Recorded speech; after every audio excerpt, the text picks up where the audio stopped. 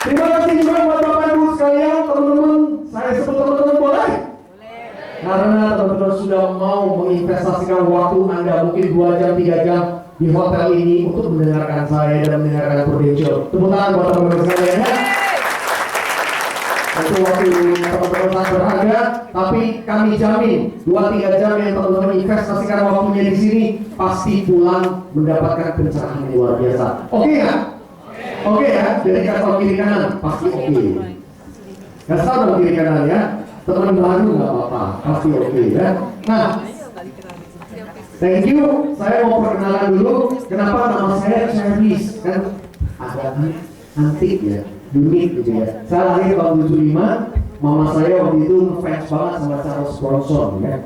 Tahun 75 Charles Bronson ya. Dan mama saya memberikan nama saya itu Charles Utang. Tapi waktu di akte lahir, mungkin karyawannya itu sedang ngantuk atau sedang patah hati, ya, galau, ya. Dia tulisnya jadi Cherry Utami. Jadi sejak kecil saya sekolah itu tuh udah dipanggil Cacing, yaitu nickname-nya saya, ya, Cherry Utami. Gitu. Jadi waktu saya menikah dengan istri yang hari ini juga hadir, coba kita bagi tolong Ibu Isu baru berdiri ya. Ini istri saya, pasangan saya ya. Namanya lebih antik lagi, Isu Gunawan. Jadi waktu kami menikah, kami dapat surat ya, Bapak Isu Gunawan, Ibu Cherry Utami. Nah, jadi saya bilang, nah ini kayaknya saya perlu memperjelas status saya ya. Kayaknya nggak maco banget nih namanya, berasa nih. Dikirim surat Ibu dulu gitu ya. Tapi kalau mau diganti depan udah terlanjur ya, udah terlanjur saya ya kan. Belakangnya ini yang harus diganti. Jadi belakangnya diganti lah. Saya cari-cari apa-apa. Oh ya, asa aja. Kenapa? Karena asa itu kan artinya harapan ya. Selama masih ada harapan, pasti ada jalan teman-teman. Jadi saya pikir Utami ini jangan utama lagi, terlalu banyak utama ban, utama ini, utama sono ya kan. Jadi saya gantilah Utasa. Nah jadi jadilah Cherry Utasa. Dan malam ini juga karena saya yakin Bapak Ibu sekalian malam ini hadir bukan hanya karena ada yang undang, tapi memang mungkin teman-teman dalam hati juga penasaran dan teman-teman dalam hati juga punya harapan untuk bisa lebih baik lagi. Setuju nggak sama saya? Dan jadi malam ini oleh karena harapan itulah kita berkumpul bersatu di tempat ini. Nah, ngomong-ngomong soal harapan, apa sih yang kita harapkan? Kalau saya boleh tunjukkan ya, kalau di Jakarta modelnya kayak begini. Ya, sekali seminar bisnis yang kita adakan malam ini, kalau di Jakarta modelnya kayak begini teman-teman. 2.000, ya kan? 2.500 gitu ya. Di Jakarta juga begitu banyak orang berharap-harap gitu. Tahu dong di Jakarta penyakitnya itu luar biasa. P20 ya, pergi pagi-pagi, ya. Pergi pagi pulang juga petang ya. Maksudnya pulang itu pergi pagi-pagi, pulangnya juga petang gitu ya. Pinggangnya juga pegel-pegel, palanya juga pusing-pusing, ya kan? Penghasilannya juga pas-pasan, ya kan? Potong pajak pula, ya kan? Parah, ya kan? Benar-benar harus diterapi penyakit P20. Benar, di Jakarta itu jauh lebih sulit dibanding macetnya, perjuangannya, biaya hidupnya mahal sekali. Makanya ketika ada seminar-seminar bisnis, seminar yang bagus, mereka tuh begitu haus, banyak sekali. Ya. Apalagi nanti kalau kita undang pembicaranya itu seperti Bong Chandra, seperti pabrik-pabrik figur Helia yang wah lebih ramai lagi, penuh. Nah, jadi apa sih yang kita harapkan? Nah, sebenarnya ini yang kita harapkan adalah Bapak Ibu, teman-teman, berapa tahun kita sudah bekerja, berapa tahun kita susah. Pernah nggak kita bertanya ya, apa yang menjadi impian kita? Lewat pekerjaan kita, lewat usaha kita, Impian yang mau diwujudkan itu apa? Mungkin Bapak Ibu yang hadir malam ini punya satu keinginan, pengen banget punya rumah. Udah bosen deh tinggal di taman mertua indah. Pengen banget keluar gitu loh, karena kekuasaannya cuma 2x3 kan kekuasaan, daerah kekuasaan. Keluar dari situ udah kekuasaan yang lain kan. Nah, apakah itu menjadi impian? Sudah berapa tahun kita bekerja? Nah mungkin ada juga yang punya impian, suka banget lihat buku tabungan. Tapi justru buku tabungan itu adalah menjadi sebuah buku yang paling sedih di dunia ini. Kenapa? Lihat endingnya langsung nangis. Udah kerja puluhan tahun, kok endingnya kayak begini ya? Jadi selama ini gua ngapain aja? Kerja 5 tahun, 10 tahun, ya nggak naik-naik angka itu. Ya mungkin itu juga menjadi impian teman-teman. Pengen banget ya kalau lihat itu tuh digitnya nggak 3 ya, digitnya bisa 6, bisa 9, mungkin bisa 12. Cuma kapan ya? Nah jadi gimana gitu ya? Apalagi teman-teman melihat ya mungkin situasi bertambah genting, artinya anak-anak sudah gede. Bentar lagi mau kuliah. Mereka pengen sekali mengecap pendidikan yang lain. Mungkin mau ke kota Surabaya, atau mungkin ke Jakarta, atau mungkin ke luar negeri. Apakah itu menjadi impian Bapak Ibu sekalian? Memberikan pendidikan yang terbaik buat anak. Kemudian jalan-jalan. Nah, ngomong-ngomong soal jalan-jalan, siapa sih nggak suka jalan-jalan itu? Ya. Apalagi kita bicara tentang perjalanan rohani. Ya. Mungkin ajak orang tua kita untuk umroh. Kalau saya Kristen, saya mau ya ke tanah suci. Ya, ajak orang tua. Tapi berapa mahal? Sekali ke Singapura aja, Rp2.000 aja udah laku betul. Hotel, tinggal, sebagainya. Sekali keluar puluhan juta. Nah teman-teman, apa mungkin masih ada impian-impian yang ingin teman-teman wujudkan dalam 5-10 tahun ke depan? Ya, banyak.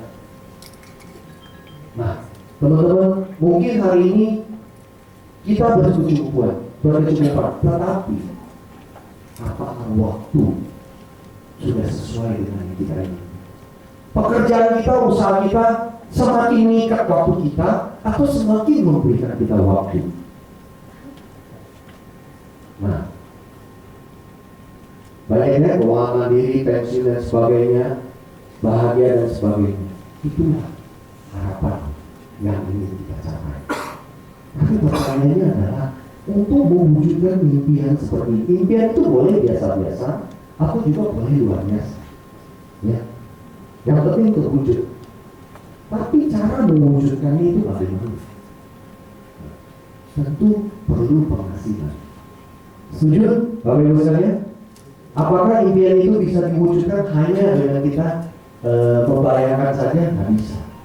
Ya, butuh yang namanya uang. Berapa penghasilan yang kita butuhkan untuk mewujudkan impian itu? Nah, saya mau tanya nih, karena pasarnya Mama dengan pasarnya Kakak beda. Saya pengen tanya nih, menurut Bapak Ibu sekalian, 5 juta sebulan bisa? Katanya di malam hidupnya, ya hidupnya murah ya, betul ya? Sangat murah ya, betul ya? Kota yang indah ya, tapi saya dengar teman, wah malam ini kulinernya mantep ya, kotanya indah, biaya hidupnya rendah, sehat dan sebagainya dan sebagainya dan sebagainya. Katanya ini malam ini adalah salah satu kota yang biaya hidupnya termurah di Indonesia. Betul nggak sih, teman-teman? Nah, benar itu gosip atau kenyataan? Bagaimana teman-teman? 5 juta cukup untuk mewujudkan impian kita? Ya cukup. Sama. Di Jakarta saya baru keluarin 5 juta, langsung diketawain. Hari ini 5 juta, ini Pak Ceri sedang bercanda Pak, ya. Oke lah. Nah, kalau 10 juta oke nggak? Wah, udah diam. Di Jakarta mau diketawain lagi tuh. Dikit lagi ya. Jadi hansi ya. Tapi menurut teman-teman cukup nggak 10 juta? Karena ujung-ujungnya kita usaha, kita kerja, ujung-ujungnya FPN adalah kita lihat akhir bulan hasilnya apa, betul nggak? Hasilnya itu kita lihat 10 juta sebulan, nah itu. Berikutnya, nah 20 juta, gimana Bu? Bisa? Wah langsung Ibu bisa. Yakin Bu? Ya. Ya. Biar itu cukup. Apa? Oh tinggal laku maksud lifestyle-nya. Salon, terus apa lagi? Jalan-jalan, keluar negeri shopping, ya kan? Ya? Ya, kondangan, ya kan? Gimana kondangan mau kasih angpau berapa? Mau kasih angpau berapa kondangan? Ya, memang biaya hidup di Kota Malang rendah, tapi lifestyle-nya betul. Berapa kali ke Jakarta, berapa kali ke Singapura, beli rumah, beli ini, beli toko, beli emas, ya. Nah, tapi kalau malam ini kita hanya bahas 20 juta, betul ya teman-teman, terlalu biasa. Bagaimana dengan itu?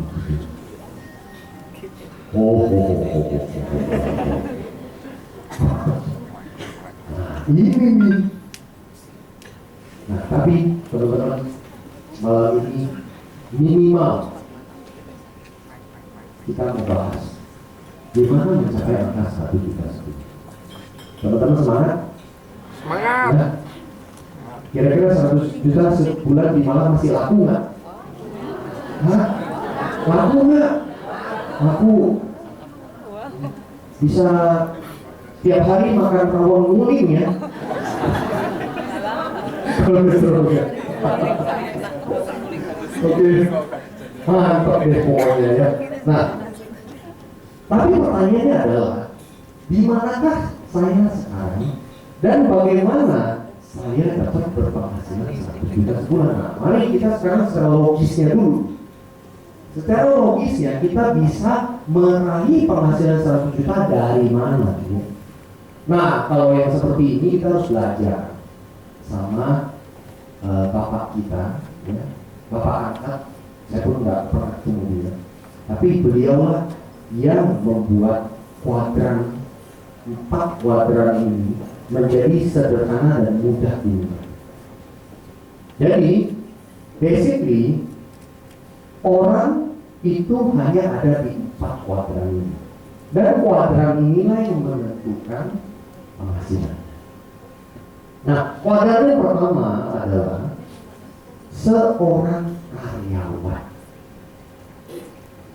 Menurut Bapak Ibu, seorang karyawan yang punya penghasilan 100 juta sebulan, kira-kira dia posisinya ada di mana?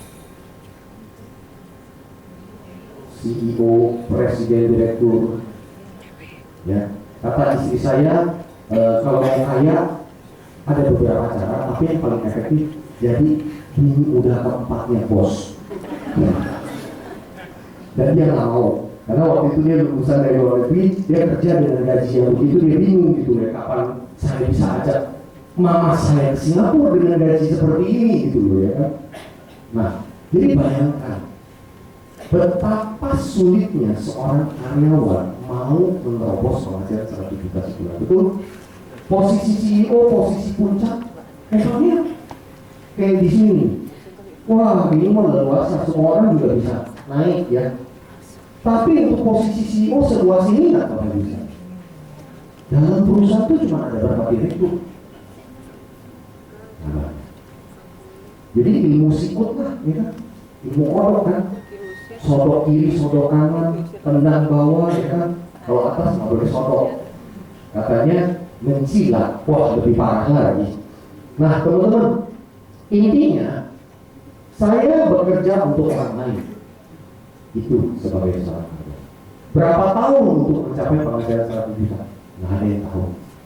Udah sampai penghasilan 100 juta sebulan pun itu ada risiko juga, betul? Nah jadi bagaimana teman-teman? Sulit? Lebih sulit. Ya. Nah jadi malam ini kita nggak bahas di sini. Kalau bahas di sini nanti selesai seminar ini pada nangis semua. Jadi kita jangan bahas ini ya.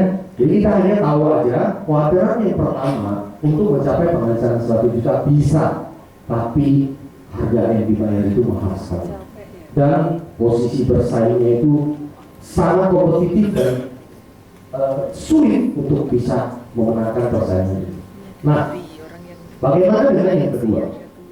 Kuadran yang kedua ini adalah saya bekerja untuk diri sendiri. Artinya saya punya usaha sendiri. Tapi saya punya usaha sendiri, ibaratnya usaha ini pun harus dikontrol dari hulu ke hilir misalnya. Nah, sudah beruntung nggak sakit kuning.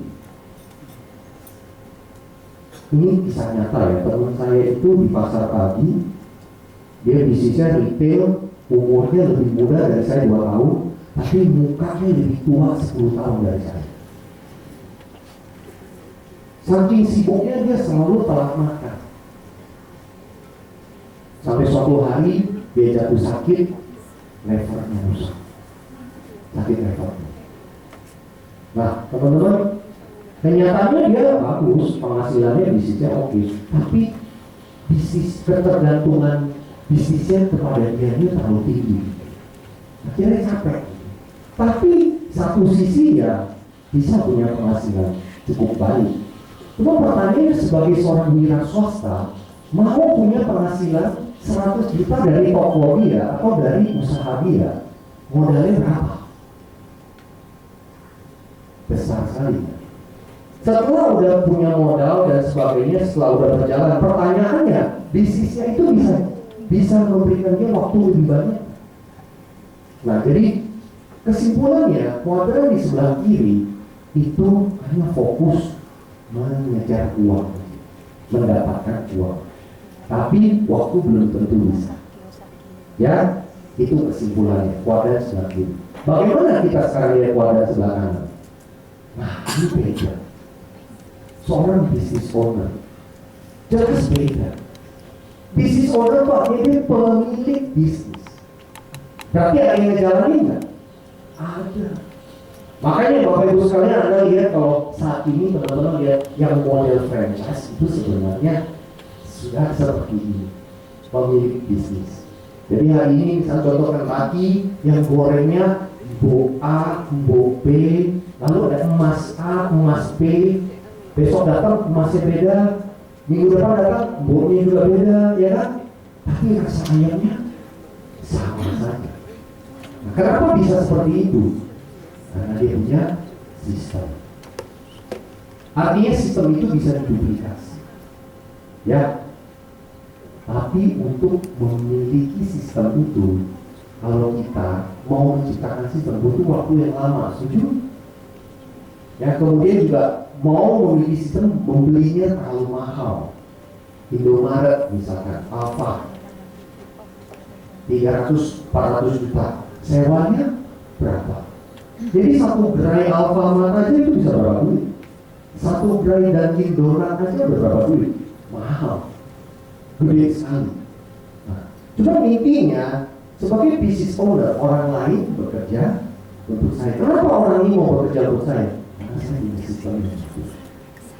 Ya, punya sistem yang jelas. Sehingga orang kerjanya bisa lama. Nah, itulah business owner. Jadi dia bukan hanya mengejar uang, tapi dia juga punya waktu. Nah, ada lagi yang lebih enak, yaitu investor. Jadi investor, dia nggak usah punya karyawan. Karyawannya adalah duit. Duit kerjanya berapa jam? 24 jam. Kalau di New York, dia bilang money never sleep. Betul ya? lembur, gak masalah, ya. Dan kata leader saya, Garis, kamu tahu, ya, kalau kamu ngejar uang, pasti kamu kalah. Tuh, kenapa? Uang itu kakinya 4 gitu. Oh, ya benar. Ya, kamu makin kejar dia lari makin kejar. Makanya jangan kejar uang, biar kamu yang kejar uang. Nah, coba sekarang kita lihat kaki kita ada berapa? 2, kan nggak ada 3 di sini. Kaki cuma 2. Kita mau kejar uang. Makanya yang masuk leader saya adalah posisi yang penting.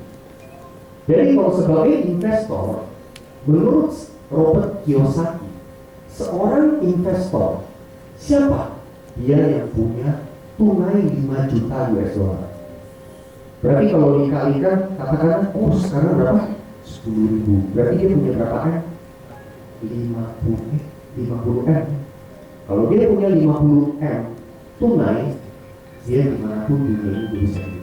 Kenapa? Karena uangnya bisa bekerja untuk itu. Ya, contoh kalau di Malang ini teman-teman punya rumah yang dikos-kosin, oke nggak? Oke kan? Yang bulan ada duit yang dapat, betul? Bisa nolak kan duit itu? Nggak bisa, ya, nggak bisa. Enak nggak kalau duit otomatis datang kita tolak pun dia nggak mau? Kita udah nolak nih duitnya, tapi tiap bulan tetap datang, oke nggak? Nah, tapi sekarang kita ada di mana sekarang? Nah, saya kasih contoh yang lebih jelas lagi kepada teman-teman sekalian. Ada yang suka minum Coca-Cola di sini? Ngaku, nggak ada yang ngaku. Teman-teman tahu nggak ya? Coca-Cola itu diproduksi di pabrik yang sama, formula yang sama, ya, di kaleng yang sama, rasa yang sama. Tapi kalau Coca-Cola ini yang satu dikirim ke Alfamart, yang satu dikirim ke Hotel Bintang 5. Apa yang membuat mereka beda? Harga. Ya. Kenapa harganya berbeda? Tempat. Karena tempatnya.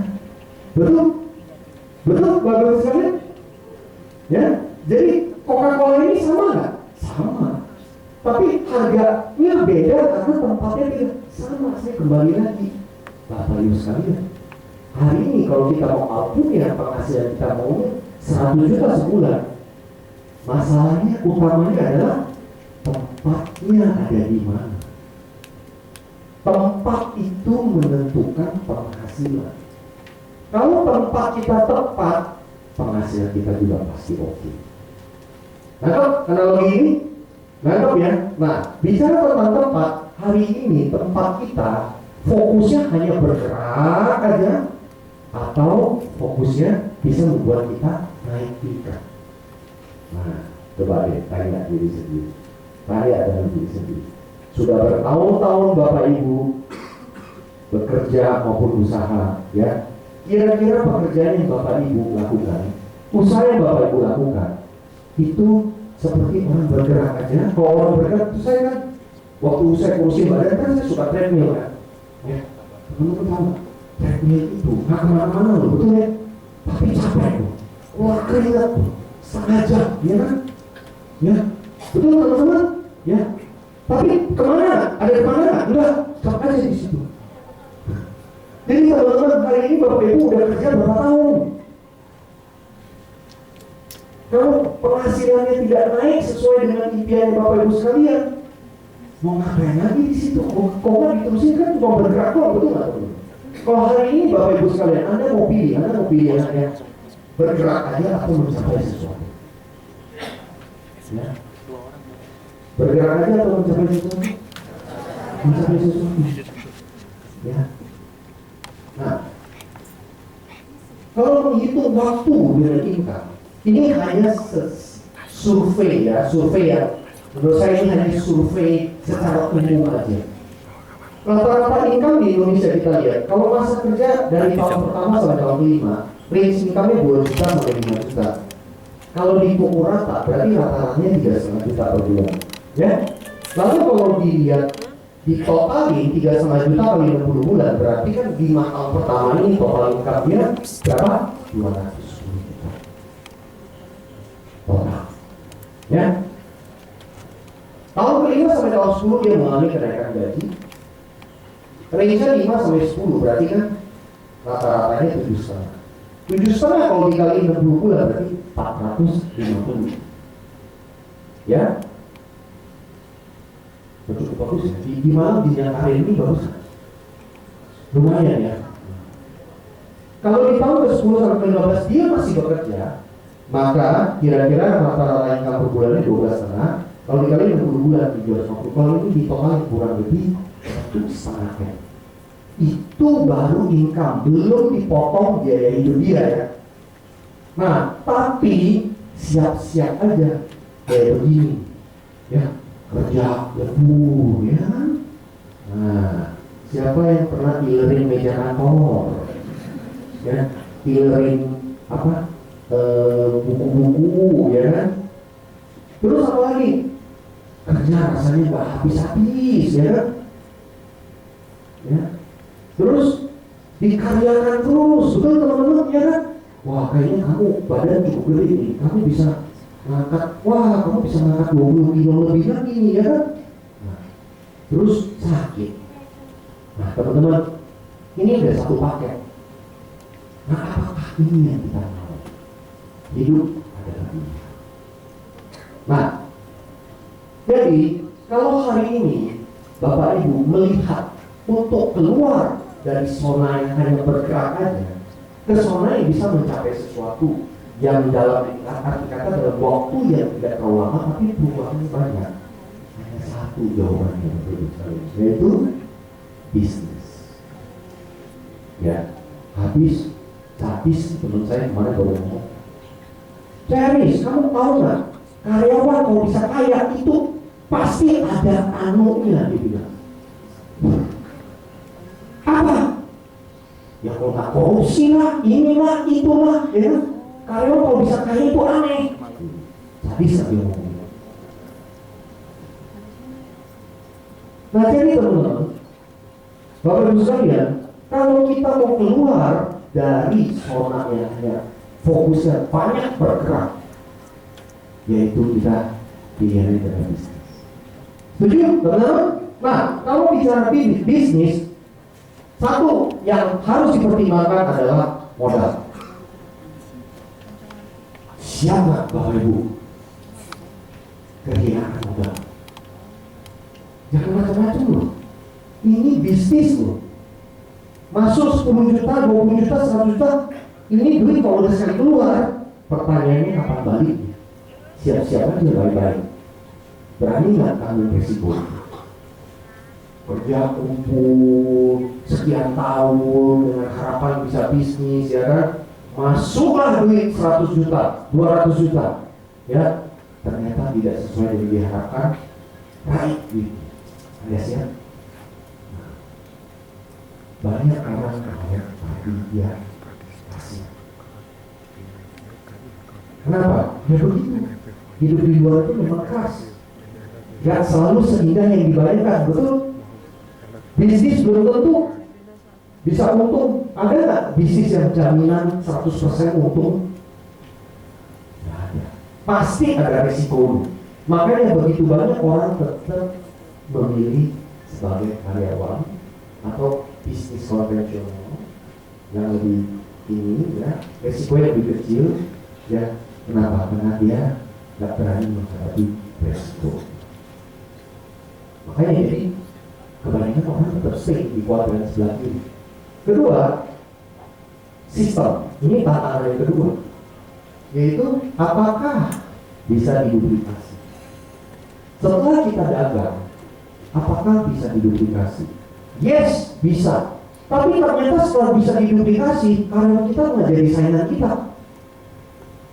Karyawan kita udah pintar keluar bikin, betul nggak? Jadi kita selalu harus kerja lagi. Urusannya masuk keluar, masuk keluar, masuk keluar. Nah ada juga yang bisnis yang nggak bisa diduplikasi, itu harus selalu mengandalkan kita. Itu menjadi pertimbangan.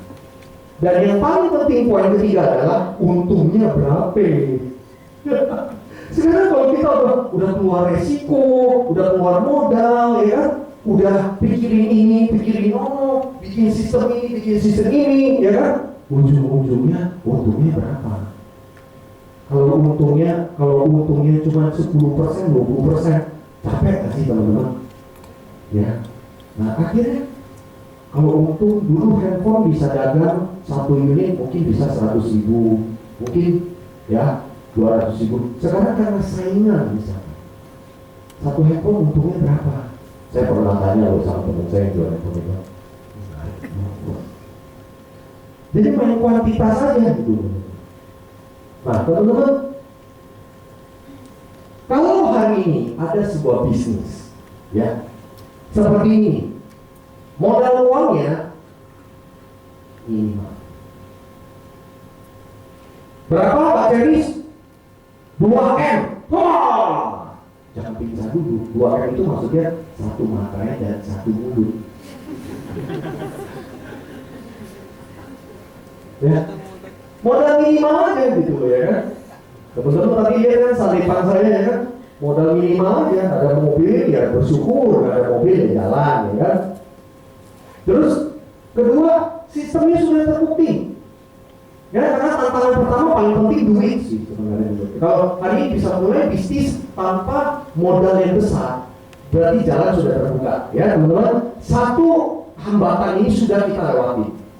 Yang kedua adalah sistem yang sudah terbukti. Jangan hanya sistem, ngomongnya sistem gitu ya, tapi belum terbukti. Ya susah lah kita jalaninya, betul? Hanya ngomong doang gitu ya, tapi buktinya mana gitu. Nah, sistem sudah terbukti. Pertama, sistem itu harus ada jenjang karir. Artinya apa? Ada sesuatu yang jelas, transparan seperti Ibu Amel tadi ngomong, transparan, terbuka, nggak ada yang ditutup-tutupi. Ada sebuah kepastian. Tahun pertama, tahun kedua, tahun ketiga itu bagaimana? Terus kedua, harus ada training. Namanya sistem, berarti kan adanya penduplikasian, betul ya?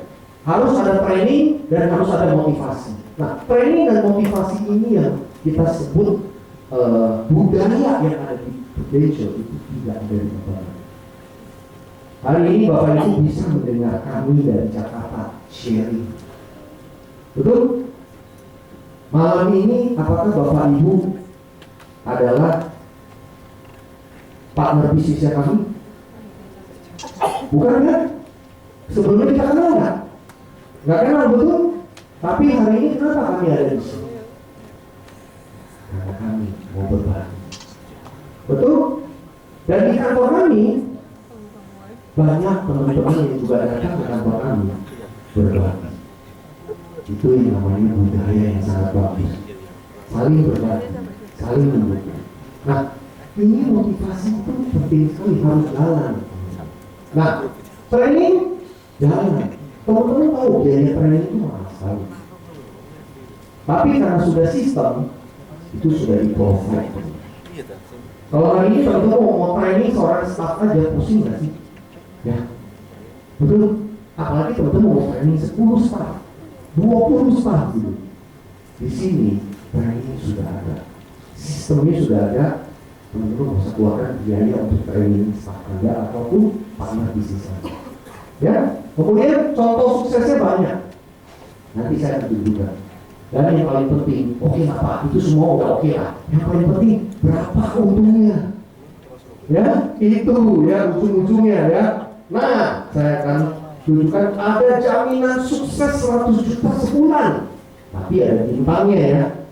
Ya, makanya kalau baca sesuatu itu jangan hanya sekilas. Ingat bintangnya apa? Bintangnya itu ya kita harus kerja, harus menjalaninya, harus berproses.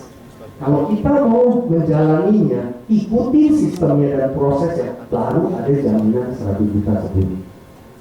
Nah, caranya bagaimana? Nah, saya akan ambil contoh ya. Mungkin saya akan memilih Bapak yang pakai baju hijau ini, kita kasih tepuk tangan dulu ya. Itu lah kasih Pak, kalau pakai baju terlalu terang ya. Silakan maju ke depan Pak. Bapak menarik perhatian sih ya. Kenalan dulu Pak ya, kenalan dulu. Ya, nggak apa-apa. Ya Pak, silakan pakai mic saya. Bapak perkenalkan nama ya, Bapak aslinya dari mana supaya teman-teman bisa lebih dekat sama Bapak. Oke, selamat malam Bapak Ibu semua. Selamat pagi semuanya. Perkenalkan nama saya lengkapnya Gangsar Wijadarko, biasa dipanggil Gangsar. Saya barusan riset dari sebuah perusahaan retail nasional, dari perusahaan Hypermart pertanggal 13 kemarin, dengan level terakhir saya adalah seorang manajer departemen. Kenapa saya resign dari perusahaan tersebut? Saya sudah bekerja selama 11 tahun 9 bulan dan sudah beberapa kota yang saya jelajahi, dan hasilnya adalah sama.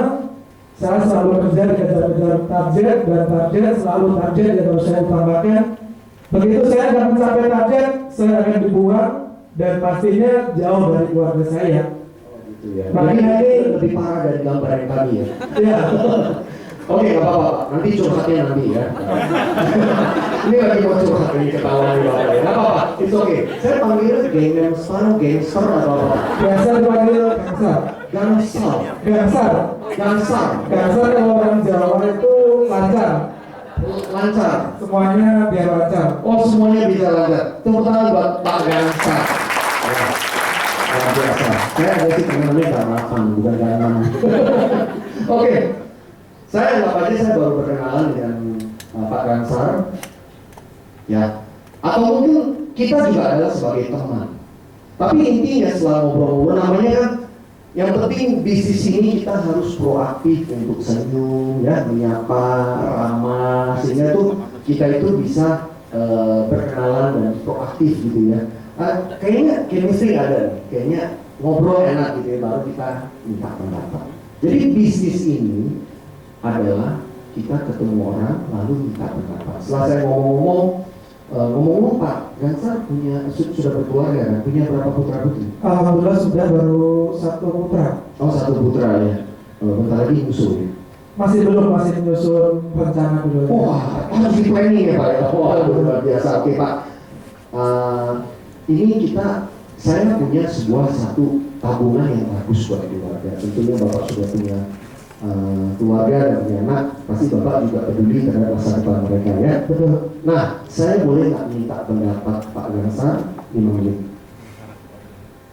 Dapat masalah apa Pak? Nah, tentang tabungan yang saya akan ceritakan. Boleh Pak ya, 5 menit? Boleh. Ya oke, 5 menit ya.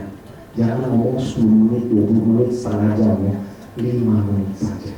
Oke, Pak, yuk kita lihat di sini. Nah, Pak Gangsar, kita kan sama-sama kerja. Bapak kerja ya?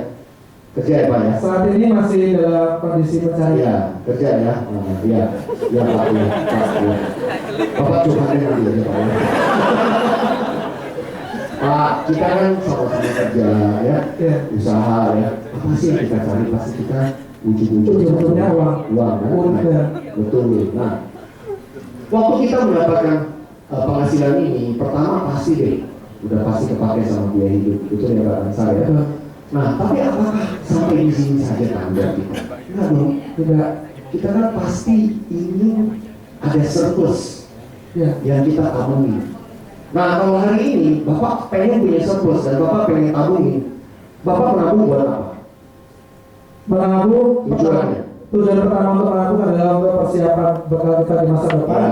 Pendidikan anak, untuk kita masa kita sakit, dan untuk masa depan dan dana darurat. Betul. Ya, Bapak ahli banget ya Pak. Nah Pak, ini tujuannya. Nah, sekarang saya mau cerita nih Pak, untuk ngumpulin duit ini itu kan butuh 10 sampai 20 tahun. Ya, lama lah misalnya gitu ya. Nah, sekarang ini kita punya, saya mau ikut contoh ya Pak ya. Kita punya teman baik, namanya Ali. Nah, Ali ini ya, dia juga tahu harus nabung. Nah, dia pun udah mulai merencanakan nih tabungan dia. Ya, bulan dia nabung 2 juta. Bulan kedua dia nabung 2 juta. Bulan ketiga dia nabung 2 juta. Terus aja pokoknya intinya dia punya satu target harus memenuhi masa depan dia ya Pak ya. Tapi yang namanya sakit kan nggak ketok pintu dulu Pak. Ya betul. Ya. tiba-tiba dia didiagnosa oleh dokter mengalami serangan jantung, mungkin kanker atau stroke gitu ya. Dan tentu kalau sudah terjadi sakit, teman kita ini udah berpikir nih, ya kan? Satu, biaya berapa? Biaya pasti mahal. Ya, kedua, bisa hidup sampai kapan? Ya, betul. Ya, nah dokter langsung keluar 300 juta. Nah, waktu keluar 300 juta ini pusing kemungkinan. Kenapa? Dia harus mikirin dari mana keluarin 300 juta ini. Pasti kalau ada tabungan dia pakai tabungan. Kalau usaha dia pakai modal usaha.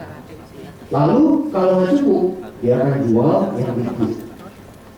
Kalau nggak ada yang dijual lagi, maka dia akan menjual. Dan solusi ini dia lakukan, ya kan? Solusi dia lakukan, ya hanya baru untuk menutup biaya sakit. Belum yang lain-lainnya. Masalah, ya. Sangat masalah, Pak. Nah, sekarang kita lihat teman kita satu lagi, namanya Pak Budi. Nah, Pak Budi dia lebih siap. Artinya dia nabung bukan hanya di bank, tapi dia pun punya perlindungan, dia asuransi. Dia nabung 2 juta. Bulan ke-4 terjadilah sakit. Pada saat terjadi sakit butuh 300 juta dari perusahaan asuransi ini memberikan 300 juta. Kebantu dong. Ya, Ya. Nah, tapi masalah timbul karena belum tentu dia bisa kerja lagi. Penghasilannya berhenti, tabungannya juga berhenti.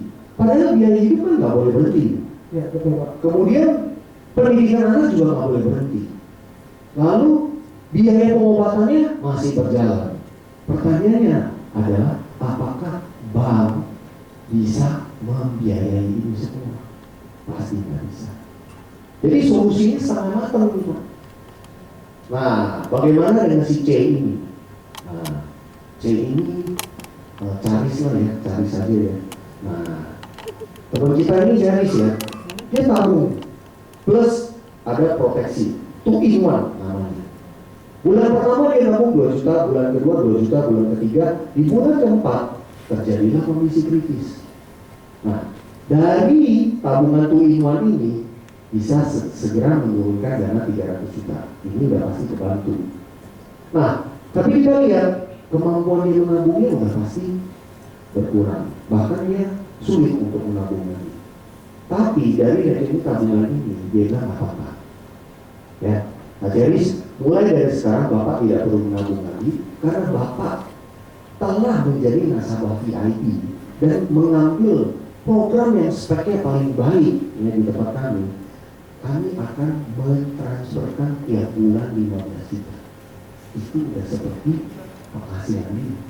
Ada proteksi terhadap penghasilan ini. Ditabungin sampai kapan? 15 juta setiap bulan dong. Pasti tanya dong, ya kan? Sampai kapan? Ya, sampai usia 55. Loh, kalau saya bisa bekerja lagi bagaimana? Ya, sama Pak. Bapak bisa bekerja lagi, tetap kami transferkan 15 juta. Ini yang kita sebut krisis income. Ya, di mana ada krisis income, kami yang akan mentransferkan income itu. Nah, menurut Pak Gansar ya, dari ketiga solusi ini mana yang terbaik untuk keluarga? Kalau menurut saya pasti yang di Tujuan ya. tabungan dan proteksi. Ya, Pak, kalau ada tabungan yang sebagus ini, Bapak pengen ya tahu lebih banyak dan pengen untuk keluarga Bapak memiliki tabungan ini. Pasti ingin tahu lebih banyak. Pasti ingin tahu lebih banyak ya. Siap Pak. Ya, saya akan ketemu Bapak lagi. Bagaimana kalau besok saya ketemu Bapak di rumah, bisa ketemu dengan Ibu juga? Boleh. Siap Pak. Terima kasih Pak. Oke, tepuk tangan untuk Pak Gansar ya. Intinya bisnis kita itu menyampaikan informasi ini. Karena informasi itu bisa momennya pas sampai ini, momennya pas ya nanti aja, betul ya. Bisnis kita bisnis informasi. Teman-teman lihat sekarang bisnis informasi bagus nggak? Berkembang nggak? Bisnis kita ujung-ujungnya memang benar informasi, menyampaikan informasi. Makanya tadi saya bilang modalnya berapa M? 2M. 1 materai untuk syarat jadi agen. Kedua, 1 Mulut. sampaikan informasi. Karena bisnis kita ini adalah di mana kita punya misi membantu Pak Gangsal ini mencapai keuangan yang lebih aman dulu. Ya, melindungi dulu asetnya, tabungan dia, ya kan, diprotek dulu. Baru nextnya membantu dia mencapai tujuan keuangan dia. Oke nggak Bapak Ibu sekalian? Kalau bisnis informasi, kita menyampaikan informasi, bukan saja informasi, ini solusi loh keuangan. Bagus nggak Bapak Ibu sekalian? Simple kan? Ya, nggak pusing. Yang penting di mana orang masih butuh makan, masih butuh sekolah, masih butuh belanja, masih butuh untuk menabung, dia pasti butuh solusi. Ya, nah teman-teman, hari ini Prudential boleh berbangga, Prudential boleh menunjukkan bukti bahwa setiap hari dia membayarkan klaim kurang lebih 11 miliar. Kalau hari ini sebuah perusahaan yang bisa bayar klaim 11 miliar, menurut teman-teman perusahaan ini oke? Oke. Oke sekali. Jadi kita tenang. Kita yang hari ini sebagai pebisnis, yang paling penting partner